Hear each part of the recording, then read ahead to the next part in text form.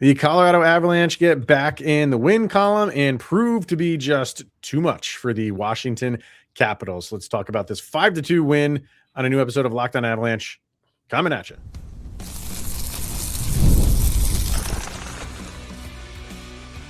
You're Locked On Avalanche, your daily podcast on the Colorado Avalanche. Part of the Locked On Podcast Network. Your team every day. All right, everybody. Welcome to another episode of Locked On Avalanche, part of the Locked On Podcast Network, your team every day. I'm your host, Chris Micieli. Joining me, as always, Mr. Zach Pearson. Thank you for tuning in, making this your first listen of the day, and for making the Locked On Podcast Network the number one sports podcast network in the country. There we go. Got it all out. All right, sir. We got a nice 5-2 win for the Avalanche. Get back in the win column. You were there live and in person. So we'll get to all of it. More ref stuff going on in this one. We talked about that on yesterday's episode. Something went on in this game. More things went on.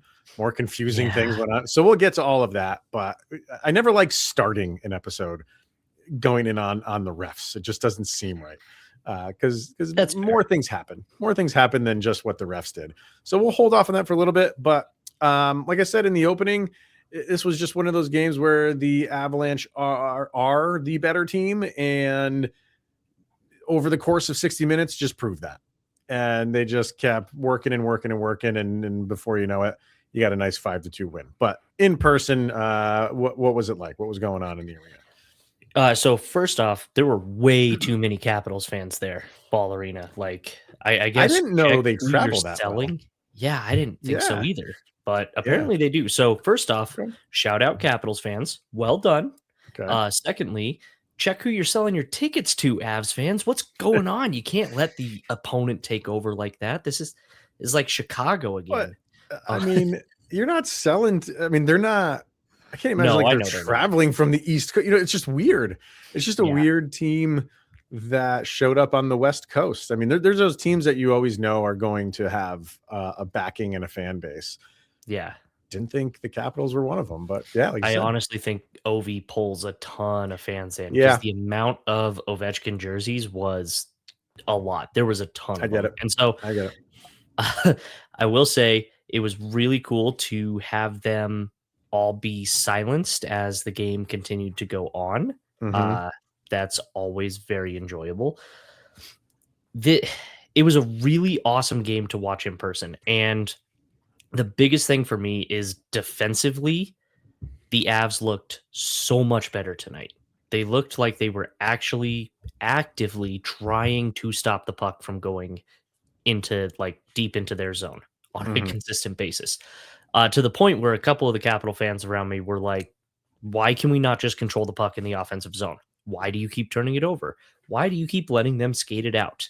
And I was like, yeah, I don't know that they're letting the Avalanche necessarily, but I get it. But that was my biggest, I think, number one key thing. The Avs played solid defense throughout the entire game. Second big thing is when they had the puck in the offensive zone, there were some long stretches of continuous pressure. And they just, even when they'd fire, if they'd miss, if there was a rebound, the puck would come out. They just kept that pressure up. And you could tell there were a couple of points where Washington was just exhausted. They were just dead tired in their own zone. And so, you add all those things up and you top it off with another really good Wedgewood performance. Because even though they played good defensively, there's a couple of moments. I didn't get to see all the replays, right? So I'm trying to watch it all happen live. It looked like there was a couple of maybe bad passes, maybe a couple defensive questions that led to some opportunities. Scott Wedgewood did a great job taking care of the majority of that. So you just had a classic Avs top to bottom good game. Yeah. And that's what those are the games I want to be at. I want to be in the arena for that. So thank you, Colorado Avalanche, for providing that for me tonight. I agree. We talk about this a lot. Like, good teams, how do you come back from a loss? And a loss that's just not one of your best performances. And obviously your coach got on you for that loss to Nashville. So how do you turn it around? And I thought this was a great answer for that. Yeah. And I thought it was a really good first period. And then I thought the periods just got better from there. I thought the second period was better than the first. And I thought the third period was better than all of them. And that's a period that's always impressive when you're the team in the lead and you outplay the team that's down in the third, because they're going to throw everything at you. And when you outplay them, that's just a sign of an impressive team. So much so, like, how bad was it for Washington in the third? They got outshot 17-3. The Avalanche outshot them 17-3, and the Avs were the team in the lead. Usually it's like, you're going to get your opportunities, but you just make sure you don't screw up anything on defense. Don't lose your man. Don't give them any odd man rushes. All the simple things just to not surrender the lead. And what did the Avs do? They were just the more aggressive team and the better team. Yeah. So I thought, just for an answer to what that game was against Nashville, and the people, the one person not putting the Avalanche number one in their power rankings anymore, and the question, the Avs are 2-3-1 in their last 6. Like, is this like the struggles of the season? Like, we talked about it a little bit yesterday. Not that we were coming down on them, but like, hey, this may be just something to watch. I don't want to say like they erased it all, but it's like, oh yeah, no, this team knows how to get back to winning ways, knows how to play their style of game, even without all of the guys. Adding another one in Valnichuskin, who apparently got into a car accident on the way to the game and did not play because of that. So it didn't sound like super serious, but it was enough to keep him out. I appreciate that they kept him out for a game, because you just, sometimes with car accidents, man, you just don't know. It can be a fender bender, but like, you can damage something in a car accident and you have no idea. So I'm glad they just said, you know what? You pass most of the initial checks, give it a night, see how you're feeling tomorrow. Because I know I've been in a couple of small and one relatively large car accident. And sometimes the day of, you're like, great, I have no problems. Right. Next day, you're like, wow, that really hurts. Right. So, and I don't know if you watched the Bednar press conference yet. I know you were at the game and maybe driving home. Didn't get a chance to. He used the word wreck. And when he said it, I was like, oh man, like, just that word just sounds worse than like, oh, he got into a fender bender. Said he got into a car wreck. But then followed it up with just, he seemed to be okay, but it's more like precautionary. So I don't know if that's the term Jared Bednar uses for all car accidents, is wreck, but I'd stop doing that, Jared, because that just makes you think the absolute worst. We'll see though, but you're right. Sometimes you don't feel those things until like the next day or 48 hours later. So probably a good move to keep. So even despite him, you're out him as well. I think the Avs answered the bell on this one, and maybe put some of the talking points that were maybe creeping up to bed, at least for another game. I also do want to give a shout out to Alexander Barré-Boulet. He played pretty solidly. I didn't have a problem with his game at all. He gets a first point of the season. He's been doing excellent for the Eagles. Gets the call up last minute. It sounds like this morning they just called up Loveland and said, drive on down.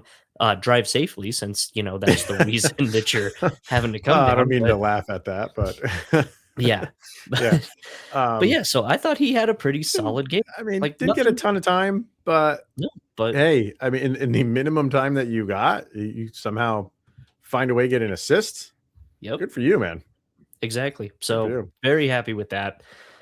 It does still speak to the Avs depth, and I know we talked about it a bit with the Panarin trade rumor, and do you need to bring anybody else in? Do they need to trade?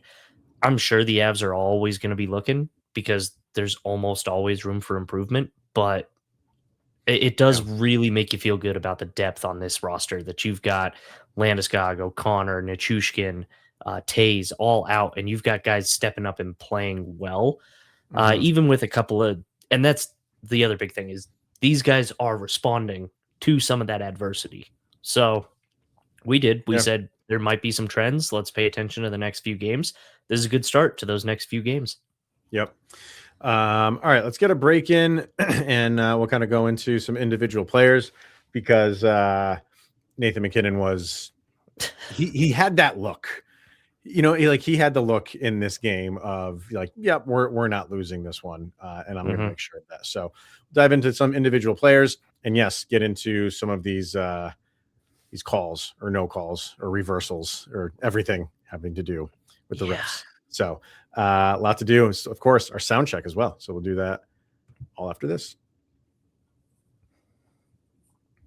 So from Game Time, there's nothing like being near the ice during hockey season. The speed, the hits, the atmosphere, it is unmatched. And watching at home, it's great, but being in the building is a completely different experience. Zach can vouch for that. The only thing that used to get in the way was actually getting tickets, long queues on the screens, and prices changing at checkout. That's why the Game Time app gives the advantage back to the fans. It's the hack for unlocking amazing NHL tickets and experiences in just a few taps. So take the guesswork out of buying NHL tickets with Game Time.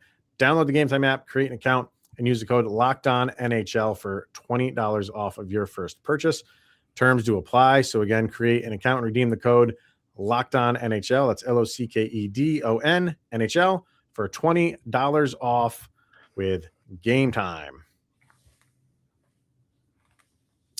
All right. Also want to, of course, mention our Everydayer Club, something we launched a couple months ago now, and you get exclusive access to a plethora of things over in the Everydayer Club. Number one, you get ad-free versions of Locked On Avalanche. So you get that. You get access to the subtext crew. You get access to the Discord channel and some exclusive stuff that Zach and I put up throughout the week, including Zach's full-on 1 through 32 power rankings, which drop usually Fridays or Saturdays, depending on the week and how the games go. So usually gets those up around the end of the week. We do stat casts and things like that. So a lot of fun stuff that we're doing over at the Everydayer Club. So the link is in the show notes or on your screen, just lockedonpodcast.com/everydayer. And you can go right to our channel. Just going to throw out too, for everydayers listening to this one, I put it out on my power rankings, but we're going to have a 2-week gap where there's no games. It's going to be really hard to adjust power rankings when there's no NHL games. Yeah. So give me your suggestion. What should I power rank during the Olympic break? I'm going to throw out some suggestions too. I'm going to think about that. That'll be fun. Yes. You can only do that if you're a part of the Everydayer Club. So go sign up for that today. All right. Diving into some individual players here. Like we said, I thought Nathan MacKinnon was just a beast. And like I said before the break, when he gets that jump on my back, let's go. There's really no stopping him. And a 3-point game for him. He was awesome. And it's one of those games where it's like, thank God he's on our team. Right. Oh my gosh. I love this guy. He did the point celly after he scored immediately following the overturned goal. I think that's great. It really, I do want to go ask him quick insight. A couple weeks ago, my daughter goes, "Hey, let's play Halo online." So we jump on and we're just playing some matchmaking. And I had a game where I just went off. It was one of the best games of Halo I've played in the last 20 years. All right. And at the end of that match, I look over at Zoe and I go, my back really hurts from carrying our team today. And she's like, oh my gosh. That's how Nathan MacKinnon has to feel just a lot sometimes. Because I mean, the whole team is good. I'm not saying the rest of the Avs are not good, but it does look like there are days where he just goes, I will control this game because I am the best player on planet Earth. And that's what happens. Yep. And tonight he had that look. Yeah. It was great. I thought Cale had a good game. Beautiful move on that first goal from Parker Kelly. Well, the move from Makar. The Makar just on the blue line, just that hard turn, just 180s, goes the other direction, just throws it on net. Beautiful tip by Parker Kelly. Cale was flying today. I thought he had a good game too. The Capitals fan sitting next to me, directly next to me. As soon as Makar makes that move, takes the shot, it tips up, it goes in, and everybody jumps. Obviously, she does not. We sit back down and she's like, though, I can't even be mad. Did you see what Cale Makar did on that play? I'm like, yeah, I certainly did. And no, you can't be mad because that's really good. It was just such a nice little shimmy down the blue line. And then beautiful. A great shot. And it was low. It was a nice redirect by Kelly. I mean, it wasn't like standing directly in front of the goalie, so it needed to travel a little bit of a distance after the redirect. But yeah, it was nice. The whole play from beginning to end was nice. You got Victor Olofsson getting one. So and that was the thing. Like, you're down a good amount of guys. Your second line was Olofsson, was Colton, and was Nelson. So Nelson's been playing fantastic. Beautiful move from him too. Oh my God, if he could have scored on that. Just such a nice move. I was praying. I love when moves like that happen and they end in a goal, because then it's just not, we're not going to just show the highlight of the move. We got the whole goal at the end of it too, but still a gorgeous move from him. So, but you wanted to see that line. Those are two guys that I don't want to say they're struggling, but they're not getting points. Well, Colton is getting points in assists. Olofsson can score. He's a goal scorer. It's been on a little bit of a slump, at the clip that we think he can go. Not that he's like, Nathan MacKinnon style, but so seeing those two guys on the second line, especially Colton, just cannot get out of this funk. It's not for lack of trying. Like he is getting opportunities after opportunity. They're just not going in for him. You feel for him. But I thought they all played well on that second line. And you get the and that's the other thing. How he said, like, he has kind of turned this around from the last game. You get that, who was it? I think it was the Olofsson goal. And then you give up a goal like 16, 17 seconds later. Immediately after. Like right away. So, okay, let's just get back to work. And that's exactly what they did. So, yeah, I mean, that's not ideal, not what you want to do, but stuff like that happens, and you can go one of two ways. You can either let it affect you or just say, hey, that's just because that was just a bad defensive play. And they did. They just said, okay, just blip on the radar. Let's get back to work. And if I'm thinking it's the correct one, I want to say that was a pretty good pass from Ovechkin from behind the net to set up that goal. Like, it was a good pass, but it shouldn't have gotten. It shouldn't have got there. No, and that's what I said earlier. There was still a defensive lapse or two, and for the most part, Wedgewood stood tall. But he did. I think it was Manson who just didn't get a good stick on it, and he just turned it over against the boards. And I mean, once Ovechkin got it, it's a nice play by him, but it should have never got to that. It should have never got that. Yeah, exactly. So, is what it is. And then we had the issues with the refs. Oh my gosh. So which one do you want to talk about first? You want to go in sequential order and talk about the mysterious trip that they called on Scott Wedgewood. So I can't remember who it was on Washington's kind of going behind the net, knocks the stick out of Wedgewood's hand, and then trips on it behind the net, and they call it tripping. And not only okay, fine, bad calls happen all the time, but they scored on that power play. Yep. They did. So that was the Chikrin goal. So it's just like a twisting the knife even more. If you can overcome a bad call, okay, we can talk about it, bad call, and let's just get back to talking about other things. But the fact that they scored on it, man, those are the ones that hurt, because if it had made some sort of difference in this game, we're having a different tone right now. And that's not what you want to see. Those can't happen. So in the arena, everyone around me all thought that it was Sam Girard going off for the trip, because Sammy G was close to the play, and we're like, his stick does not get anywhere into, I think it was, I don't remember who it Beauvillier. Was that who it was? Pronouncing that right? Yep. You are. But yeah, and he's the one who gets tripped. We thought it was Sam Girard because Sammy G's chasing him around, and you see that happen, and then they call the trip, and then the referee goes 41. And I'm like, how did Scott?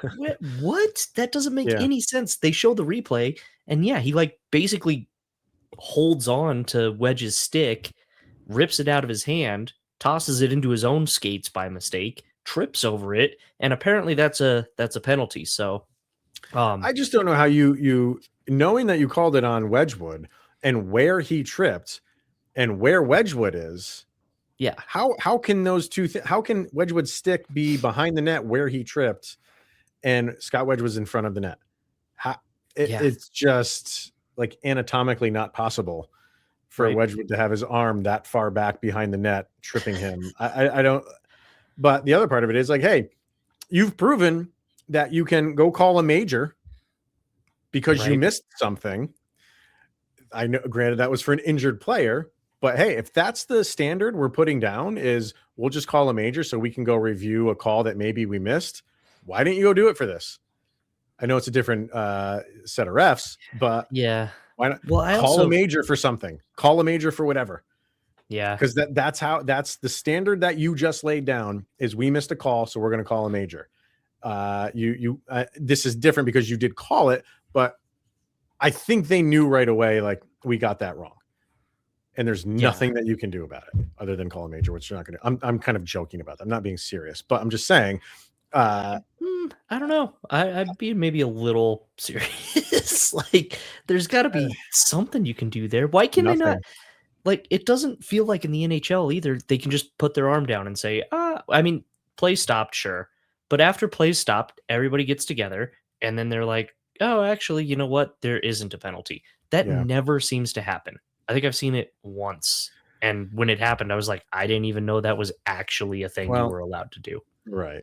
I mean, I you know what, man? I don't think anybody knows because that's the second one here is the goalie interference, which continues to be, I always say, hey, like I said, if you're in the blue paint, you cannot be in there. Don't care if it's just a touch, a graze, or you just completely take the guy out. If your skates are in the blue paint, you cannot be in there. Of your own accord. Yes. If you get forced in there, that's not your fault. That doesn't count. But of your own accord. Easy for me to say. Yeah. But that is, I agree with that. If you skate into the blue and you touch the goalie, fine. Nate just was not in the blue paint. And he was pushed into the goalie. Was pushed into the goalie. He avoided him. He was pushed into the blue paint, avoided him very well, and was out of the blue paint. Their goalie was right on the edge of the blue paint, and where his stick was kind of outside the blue paint. And I'm not even arguing that side of it. His movement from right to left causes his stick to hit Martin Necas, who again is out of the blue paint. Yep. That is not goalie interference.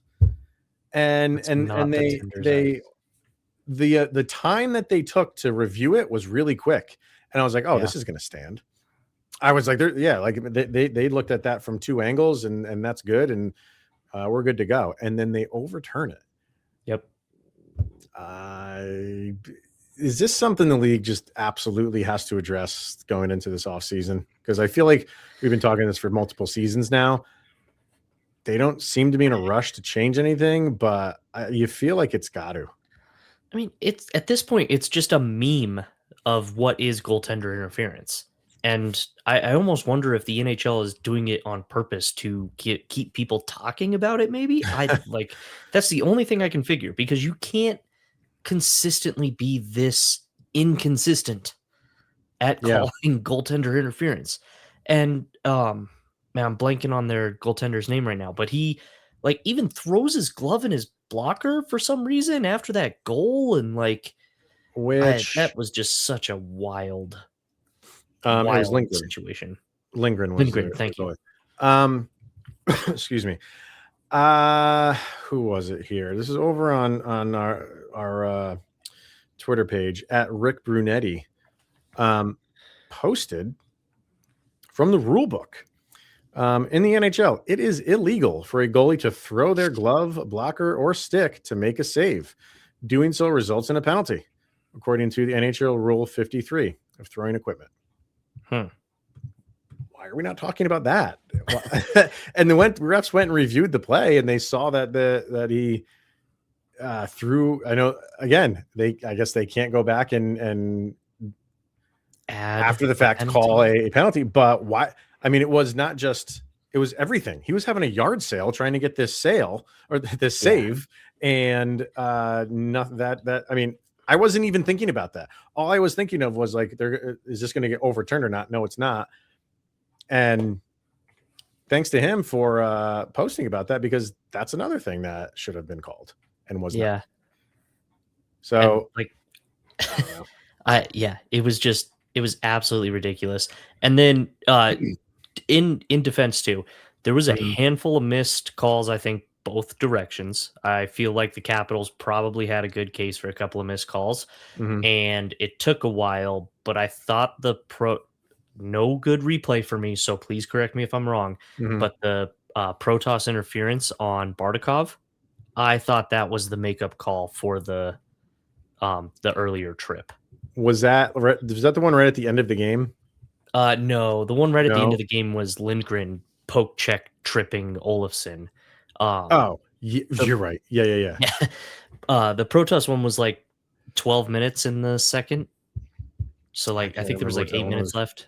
Okay. But so I just I remember seeing that and being like, I feel like he's not doing anything to intentionally impede Bardakov from getting to the puck. And that's what they called. They just sort of happened to collide as they're both kind of going in the right direction. It didn't feel like a super legitimate call, but as soon as it happened, I looked to my wife sitting next to me. I was like, that's the makeup call. It took a while, but that's the one. I thought the makeup call was coming pretty quick. I thought it would too. Well, after the Wedgewood call, I thought a makeup call was coming there pretty quick, but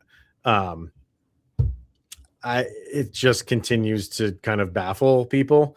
And I say that, and I feel like most of the time they get it right. But when they get it wrong, it's so like egregiously wrong. And this is one of those times. This is one of those times where it's just like, what are you looking at? What are you looking at to overturn that? So when they're right, I feel like they're right most of the time. And I just don't understand the times when they're wrong. It's just so bad. Yeah. So it's one of those times. So, all right, let's get our last break in and come back. We will just kind of go over some stats and get our sound checks in. So we will do all of that right after this. One of the things I did want to bring up quickly too, not that, the Avs were really kind of in command of this game as it went on. And I don't want to come down on them too hard because I thought they played a very good game overall, but they had a moment where like this is like, we keep saying like the power play is the thing that's just kind of their Achilles heel right now. And, they had the double minor, which they scored on the second half of that. So great, beautiful play by Nathan MacKinnon, unbelievable play in the neutral zone, fires a puck on net. Gorgeous. I think it was Chychrun who threw a delay of game, threw a puck over the boards, and they had to delay a game. And that was kind of in the third period. I think they were only up by 1 at that point, if I'm not mistaken. I think the score was 4-3 or not 4-3, 3-2 could have been at that point. 2. Yeah. Even if it was 4-2 at that point.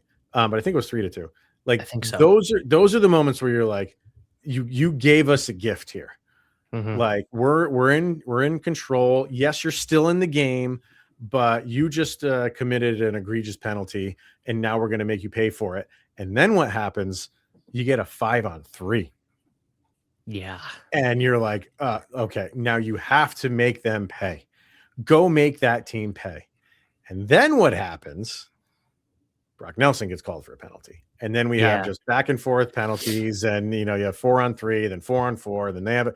So like, if I have just one gripe and I'm doing it at the end of the episode because it's not that big of a deal, but it kind of is to me. Those are the moments that I want to see the Avalanche just step on their neck and just be like, you can't do that. You can't give us that opportunity to absolutely put you away. And that's the only time I thought the Avs like floundered it. So that one, I will also say, I feel technically that was the right call on Brock Nelson. Oh, it was. That was again, not a great replay. We just got the one replay in the arena. Okay. and it didn't look like a particularly egregious hook. It was enough. Like I said, I think it was the technical right call. Right. But sometimes I can't stand the technical right call. And that was one of those situations where it's like, okay, I get why you have to call that, but oof, that's frustrating. Yeah. I do agree. I would have loved to have seen a little bit more there and maybe a goal. Just, would have been great. At that point in the game. Like I'm saying, like third period, you just gave us a penalty. Okay, you're done. Yep.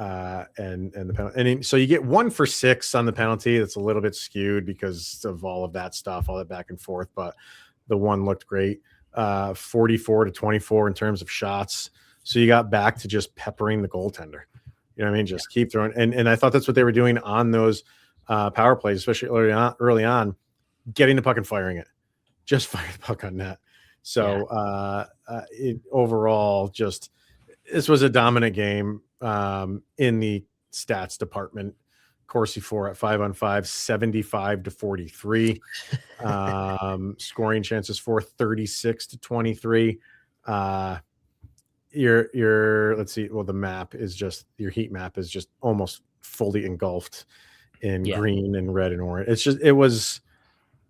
Yeah, I mean, over the course of 60 minutes, the cream rise to the top in this game, which of course with the Avs. So, that was good.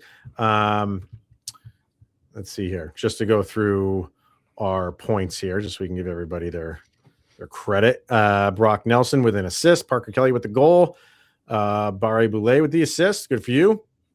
MacKinnon, 2 goals, 1 assist. What do we got? Lehkonen with the goal.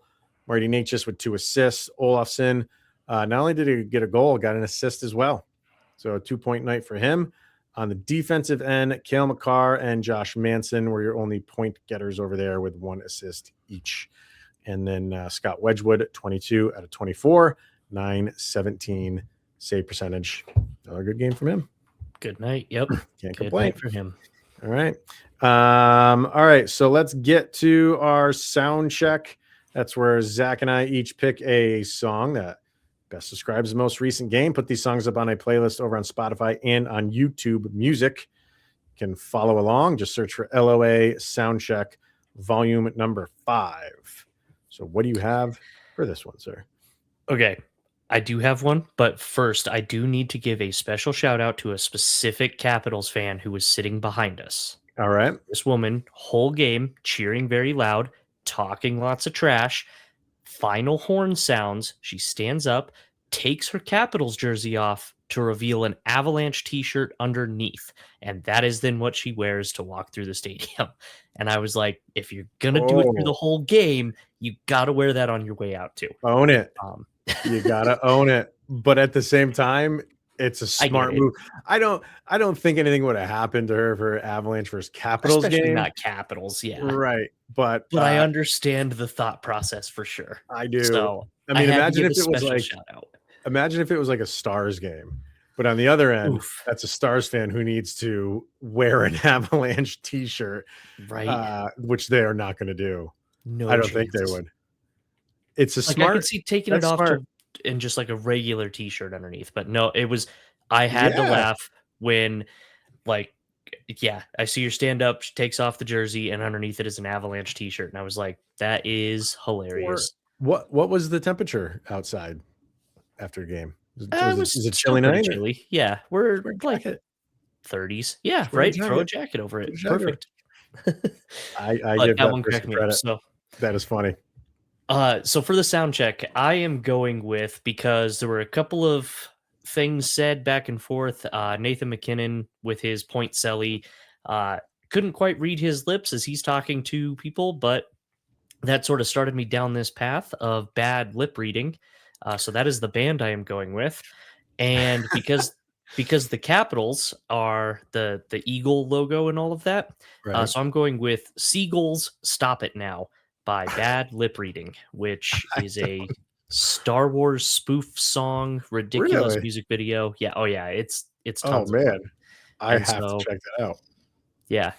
So is it like you have to you have to really watch the video to appreciate the video song. makes it the best, yes. Right. But after you've watched it once or twice, then You you don't can need to- listen to it and appreciate Right. the whole thing. And Yep, just have it in your head of what's going on in the video. exactly. I love it. I love it. I gotta go watch that. That's fantastic. Yeah, I'm going Nathan MacKinnon as well. Maybe one of my favorite albums from 2025 is the band Gorilla Toss.